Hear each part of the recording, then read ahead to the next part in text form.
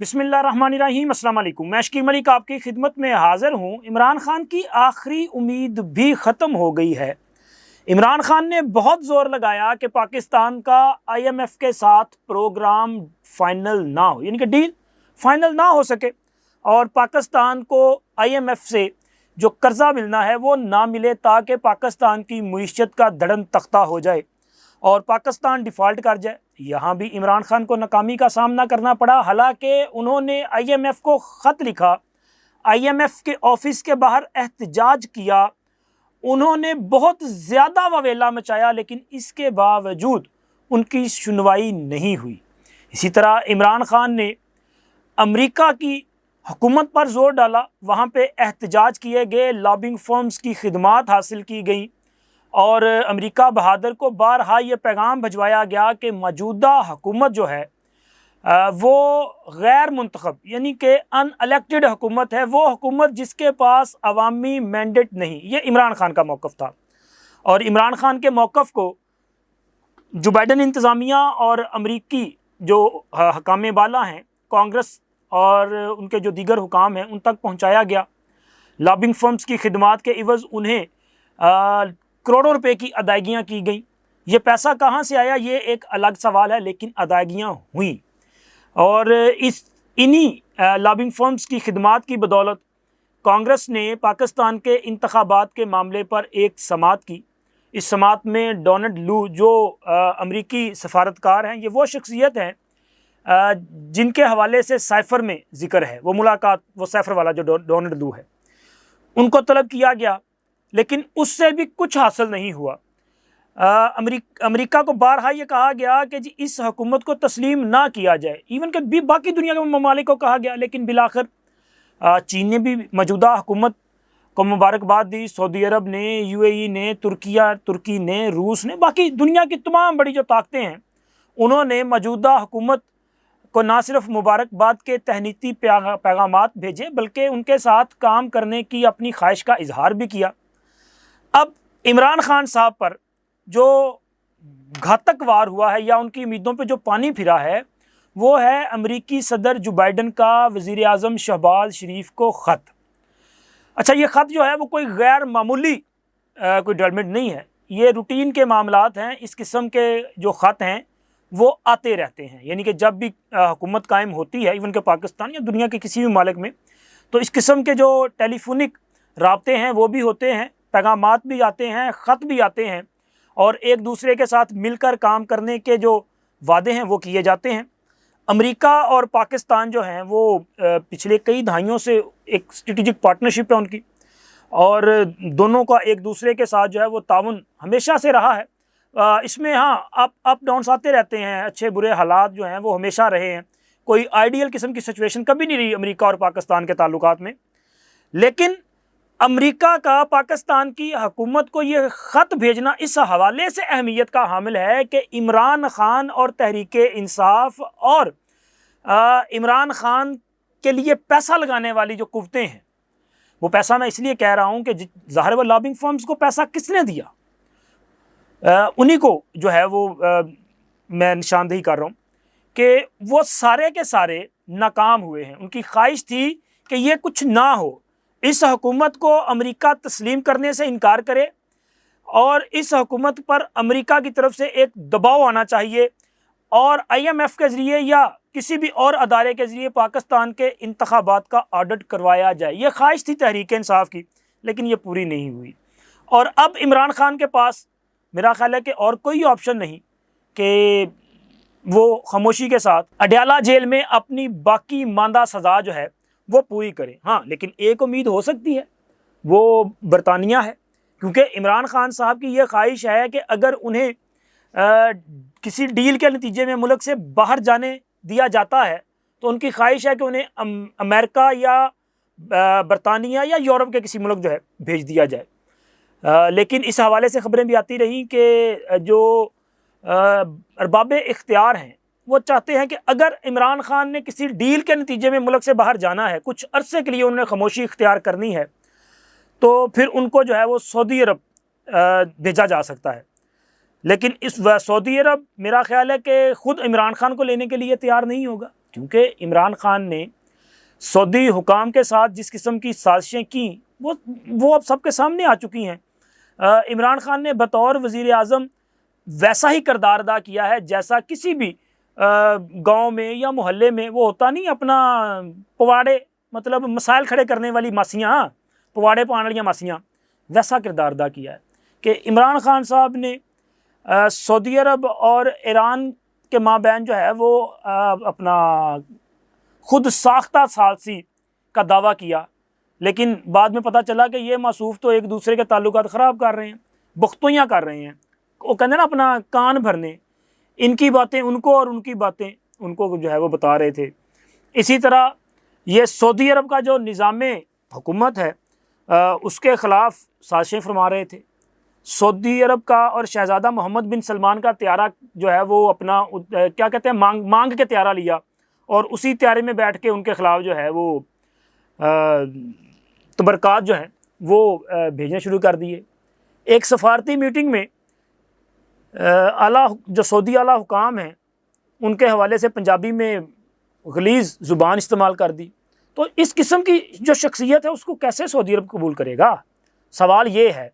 اور امریکہ نے تو ان کو انکار کر دیا، اتنی زیادہ پیسہ لگانے لابنگ فرمز کی خدمات لینے کے باوجود موصوف کو انکار تو ہو چکا۔ اب ان کی امید کیا ہے؟ امید ہے یوتھیوں کی ڈونلڈ ٹرمپ کہ جی وہ حالیہ انتخابات میں کامیاب ہوگا، وہ امریکی صدر بنے گا، وہ عمران خان کو جیل سے باہر نکالے گا، یہ ہے ان کے پاس ایک امید۔ لیکن کیا امریکہ پاکستان پہ اتنا اثر انداز ہو سکتا ہے کہ وہ ایک سزا یافتہ شخص کو جو ہے وہ جیل سے باہر بھی نکلوا لے اور اسے ملک پہ مسلط بھی کر دے؟ میرا خیال ہے یہ ممکن نہیں ہے۔ ہاں، خواب دیکھنے پہ پابندی نہیں لگائی جا سکتی۔ یوتھیے اگر خود کو دلاسا دینے کے لیے یہ ایک کہانی گھڑنا چاہیں تو گھڑ سکتے ہیں، کسی نے ان کو منع نہیں کیا۔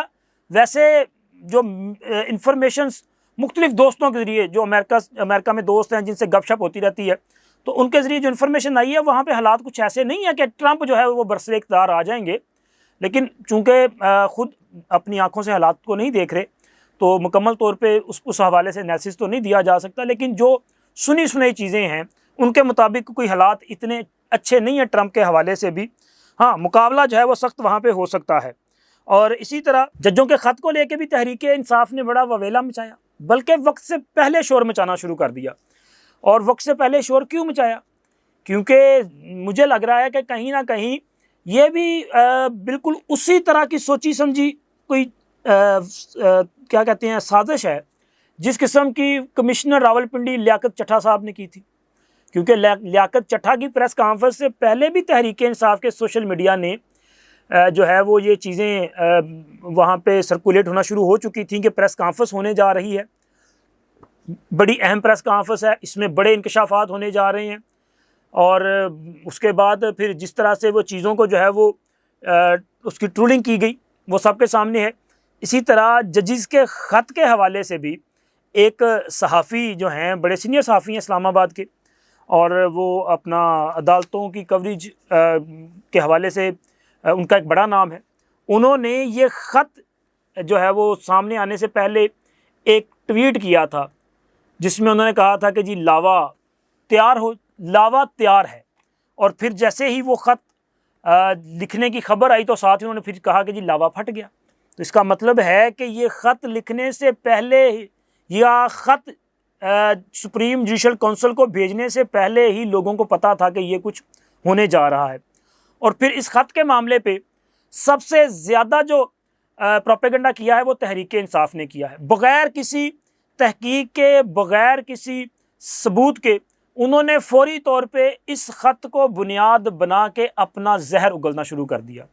انہوں نے ISI پہ اور پاکستان کے جو دیگر ادارے ہیں ان پہ اور چیف جسٹس جناب قاضی فائز عیسیٰ صاحب پہ جو ہے بے بنیاد الزامات لگانے شروع کر دیے، اور اس حوالے سے چند منٹوں میں جو ہے وہ ٹاپ ٹرینڈ بنا دیے گئے، اتنی ٹرولنگ کی گئی۔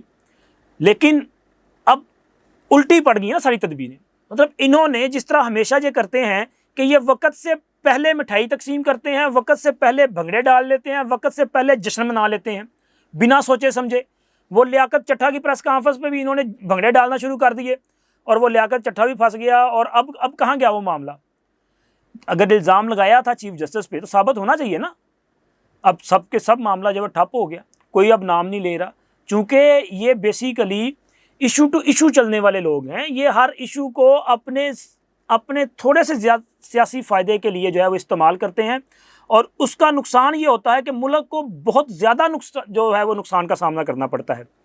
تو لہٰذا ان کی جو سیاست ہے وہ تو ریاست کے خلاف ہے, ذاتی مفاد کی سیاست ہے, ریاست کے لیے یہ سیاست نہیں کرتے. اور یہاں بھی انہوں نے یہی کردار ادا کیا کہ ججز کے خط کو لے کے پروپیگنڈا شروع کر دیا, اور اب یہ اس سے بھاگنے کی کوشش کر رہے ہیں کیونکہ معاملہ الٹا پڑ گیا نا.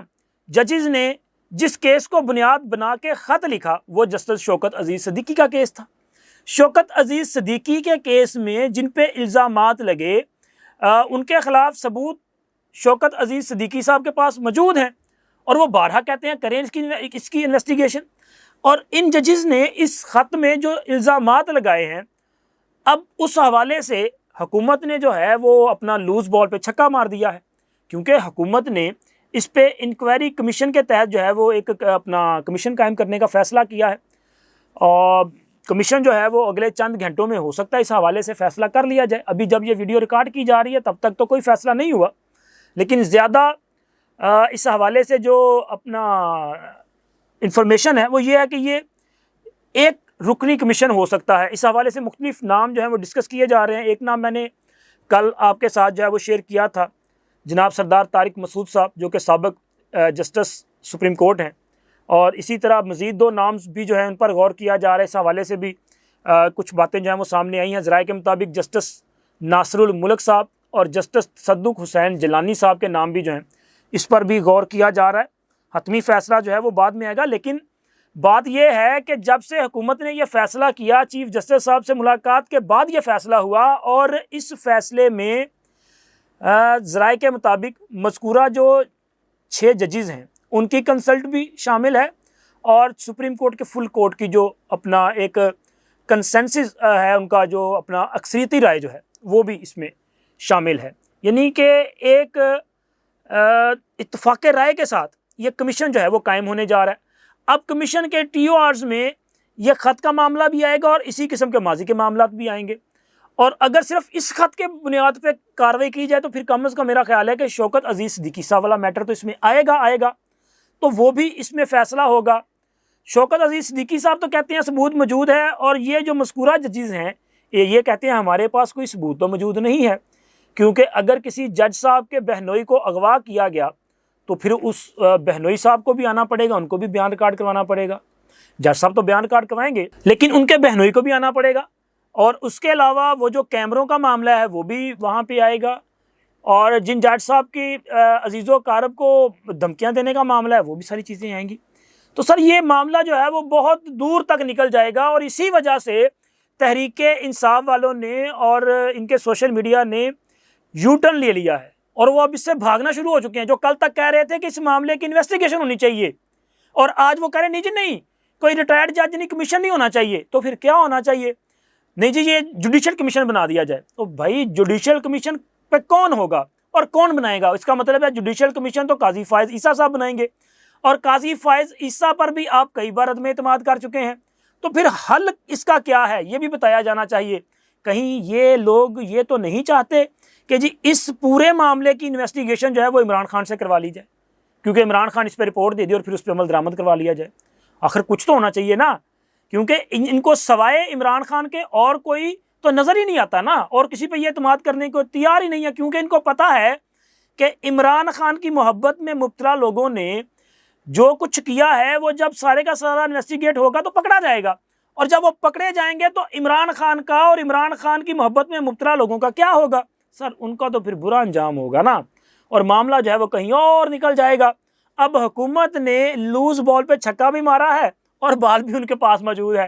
اب اس سے اپنے انداز میں کھیلیں گے, چھکا مارے یا اٹھا مارے, لیکن اب ان کو برداشت کرنا پڑے گا, کیونکہ یہ بلنڈر کر چکے ہیں, یہ غلطی کر چکے ہیں, اور یہ غلطی ان کے گلے پڑنے جا رہی ہے. شاید سوچا کچھ اور تھا لیکن ہونے کچھ اور جا رہا ہے, اور اب جب بات ان سے نکل گئی, ٹرین گزر گئی تو تب ان کو خیال آیا کہ یار یہ کون سی غلطی کر بیٹھے. تو خیر چلیں، اب آپ سے غلطی تو ہو چکی ہے، اب آپ چاہے جتنا مرضی شور میں چاہیں، لیکن اس کا خمیازہ جو ہے وہ بھگتنا پڑے گا. اور ہو یہ بھی سکتا ہے کہ اگر ٹی او آرز میں مس کنڈکٹ کا معاملہ بھی شامل کر لیا گیا تو پھر بات کدھر جائے گی؟ پھر تو مجھے لگ رہا ہے کہ خط لکھنے والے بھی پھنس جائیں گے. میرا مطلب یہ اگر کے ساتھ ہے کہ اگر ٹی او آرز میں اس طرح ہو گیا تو پھر معاملہ جو ہے وہ بہت زیادہ نہیں بگڑ جائیں گے، اور یہ جو سازشی ہیں یہ اور زیادہ پھنستے جائیں گے. ویسے ہو جو بھی رہا ہے ہو اچھا رہا ہے. کم از کم پاکستان کے ساتھ جو لوگ کھلواڑ کر رہے ہیں وہ لوگ انصاف کے کٹہرے میں آنے جا رہے ہیں. حکومت کے پاس یہ بہترین موقع ہے. جناب چیف جسٹس قاضی فائز عیسیٰ صاحب نے بہترین کام کیا ہے. انہوں نے بہت خوبصورت انداز میں اور بھرپور آئینی اور قانونی انداز میں اس پوری سازش کو جو ہے وہ ٹیکل بھی کیا ہے، اس کا سد باب بھی کیا ہے اور اسے ناکام بھی کیا ہے. اور اس پر قاضی فائز عیسیٰ صاحب جو ہے وہ پوری قوم کی طرف سے مبارکباد کے مستحق ہیں. اب تک اتنا ہی. اللہ حافظ.